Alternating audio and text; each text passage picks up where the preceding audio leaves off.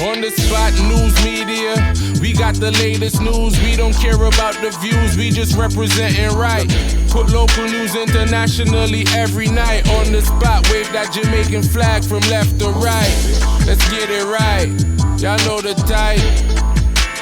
We ain't dealing with the hype, we make it take flight. Yeah man, my viewers and subscribers, what go on? A blessed and wonderful Thursday morning to each and every person out there tuning into On The Spot News Media. Now, my peeps, you don't know how we do it over on this side each and every morning. We have to give thanks and praise to the Most High Creator for the preservation of life, because life is indeed the greatest.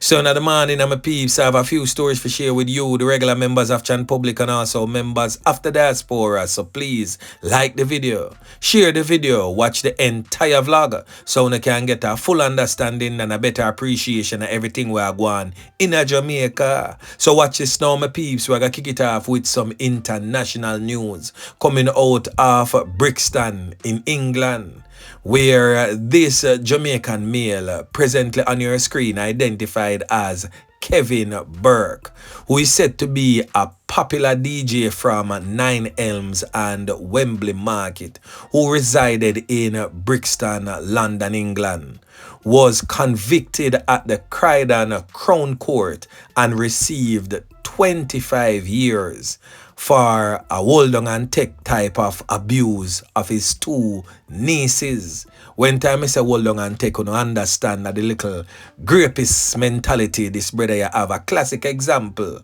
of that one-time hit that needs to be playing more often on our radios.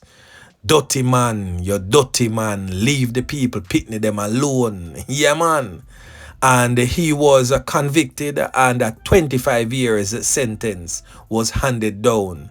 The entire community of Brixton and Nine Elms and Wembley Market is in high spirit as they have been waiting on his conviction for a mighty long time. Yeah man, boy, may I tell you my peeps, the thing's rough. But anyway, back on local style. So we're going to start it off this morning, my peeps, with a long list of wanted criminal elements. These men are indeed wanted by the police. So anyone having any information surrounding the whereabouts of these criminal elements, please alert the police as to where they're presently hiding.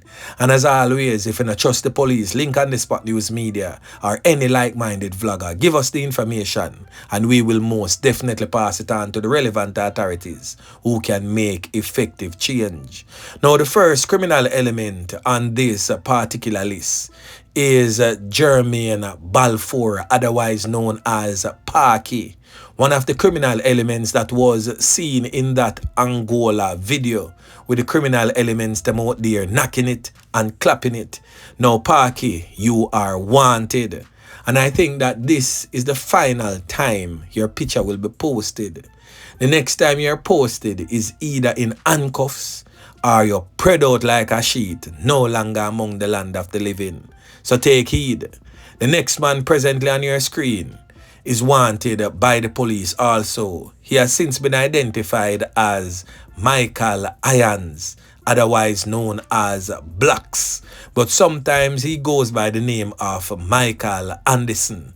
This criminal element here is wanted for knockings and clappings that has resulted in the loss of life of some people, and he is wanted by the Denham town police. This criminal element now presently on your screen identified as Gavin Davis, otherwise known as Breads, also wanted for knockings and clappings resulting in the loss of life of some people. He too is wanted by the Denham town police. This criminal element here presently on your screen identified as Wayne Hutchinson, most definitely not a stranger to On The Spot News Media, not a stranger to you, the regular members of Chan Public, and also not a stranger to the police. Wayne Hutchinson is wanted for knockings and clappings that resulted in the loss of life of some people. He's wanted by the St. Catherine South Police. The next man presently on your screen have been featured on this channel for quite some time, I'm now wondering if he's still on the island of Jamaica. Because why it take so long to catch this criminal element here identified as Marky Mitchell, otherwise known as Puddy. He's also wanted by the St. Catherine South Police. This next criminal element here, presently on your screen, identified as Thaddeus Tucker, otherwise known as White Man, is wanted for not just one or two, but a triple knockings and clappings resulting in the loss of life of some people. This criminal element here, Thaddeus Tucker, otherwise known as White Man, is wanted by the St. James Police. He frequents the areas of Norwood, Warwicker Hill. He also frequents the communities of Walters Drive, Ballground, and also Jacksontown in Trelawney. The next criminal element presently on your screen has since been identified as Shaquille Brown. He's also wanted for knockings and clappings that has resulted in the loss of life of some people, and he's most definitely wanted by the Montego Bay Police. He frequents the William Street area in Montego Bay, St. James. The next man presently on your screen has since been identified as Ryan Bryce, otherwise known as Chucky. This brother here is wanted for knockings and clappings that has resulted in the loss of life of some people, and he is wanted by the St. Catherine South Police. This next criminal element here, last but most definitely not the least, identified as Antoine Gray, aka Bad Fowl. Now the difference with Bad Fowl and the rest is that Bad Fowl was caught by the police yesterday. But me I gotta give you a full rundown as to the offense that he was charged for and why he was taken off the streets by the police. He was charged for an attempted murder of this female here presently on your screen. And he was also charged for arson. Now, this female on your screen, identified as Alicia King, was dosed with flammable substance and was set ablaze by Antoine Gray, aka Bad Fowl, not too long ago. Yeah, man. The teenager was dosed in St. Catherine on August 24th. Of last year in Linstead. She was, however, airlifted with the assistance of a coordinated effort by a certain foundation that helped her to go and seek much needed medical attention over there in Texas, in the United States of America. She returned to the island not too long ago. When time I say not too long ago, I'm speaking about on Tuesday. This picture presently on your screen was taken on Tuesday whilst at the AC Hotel, whilst giving a press briefing upon her recovery. Now we are going to hear from Robert White, that's the director of the Smyrna Foundation, and SSP Stephanie Lindsay, head of the JCF Corporate Communications Unit. So this event took place on Tuesday and Bad Fowl was caught yesterday on Wednesday. Boy, may I tell you, my peeps, that is not bad at all. So we're going to hear from these persons. Then, of course, we're going to fast forward the thing to that of Wednesday when Bad Fowl was caught. Listen. Today is a special day because out of 5 persons that we helped, 2 have passed away and 3 is here with us. Just give the Lord thanks. And what made it so special with Alicia is that the doctor says she was minutes away from dying. Minutes away. And they did every single thing to ensure that they saved her life. And she's here today with us. One of the sad things that's happening around this case is that we have information that he's getting the protection of immediate family and community members. all the persons involved are from the same community. And I believe that even if it's somebody that we love, it is important that we all come together to get justice for Alicia. And we want to do everything that we can to apprehend him. He's Anton Gray. We understand that he frequents Taw's Pen in St. Catherine as well as St. John's Road and sometimes Central Village. I'm sure because he was a teenager at the time, we did not show his image.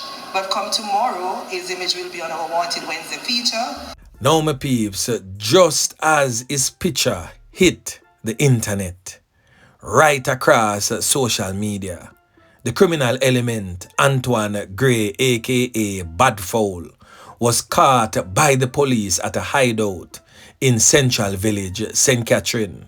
Now, his arrest comes less than a day after a public appeal for him to surrender was made by Senior Superintendent of Police in charge of the Constabulary Communications Unit, CCU, that's Senior Superintendent Stephanie Lindsay. Now, we're going to hear from the Senior Superintendent as she weighs in on Antoine Gray, aka Bad Fowl's arrest. Listen. I can confirm that Antoine Gray was held by the police earlier today. He was held for an operation that was carried out by police from the Central Village Police Station and St. Catherine North. Antoine Gray was wanted for the alleged offense of attempted murder as well as assault occasioning grievous bodily harm. And this followed that incident. It alleged that he gassed and torched Alicia King, and as a result, she received severe burns, and she was supported through the San Myrna Foundation for treatment overseas. So Bad Fowl is no longer among us roaming the streets, but now presently behind bars, and most definitely will be charged for dosing his ex-girlfriend with flammable substances before setting her ablaze. Boy, may I tell my peeps, the thing rough. So I hope that these young females use this as an example to stay away from criminal elements. Leave the old dirty kind of boy them alone.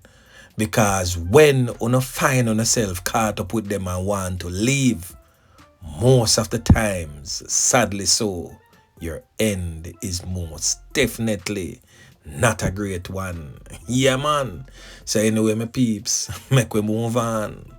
Now over there in the troubled, war-torn, crime-riddled Kingston Western Police Division, Officer Yeman Pican team was deployed to the Denham town community. It is said that they went on a raid in the General Wellington Street area of Denham town when they came under attack by this man presently on your screen, identified as Roberto Malcolm, otherwise known as Mal. Yeah, man. It is said that Mal is unemployed and literally just come out of jail, probably him dep on some bail. And see the squad of them and pop off and start knock it and clap it on them because him not smile and yell. So Officer Yeman Pick most definitely did what he does best. He took evasive action and returned fire in the direction of Mal. Mal pick up every can where Officer Yeman Pick beat pan him. Because being a well-trained officer from the agriculture school in Portland, he learned most definitely how to plant can in a dirty boy chest. Now on the Spot News Media received information that Mal had on his person a 9mm pistol, a Browning 9mm pistol with serial number erased, with a magazine fitted with 10 live 9mm rounds.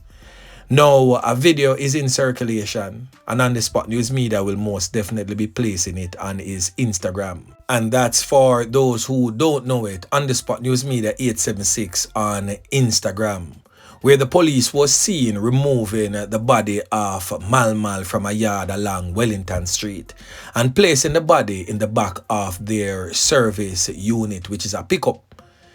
Now, residents in the community is refuting the claims of the police and stated that Mal was indeed murdered by the police in cold blood. It is said by the residents that he had no firearm, and a police officer was heard on his phone stating that, "Is him this? You sure say I him this?" And the person on the other end says, "Yes, I him this." And then clam, mal food, get nyam. Yeah, man.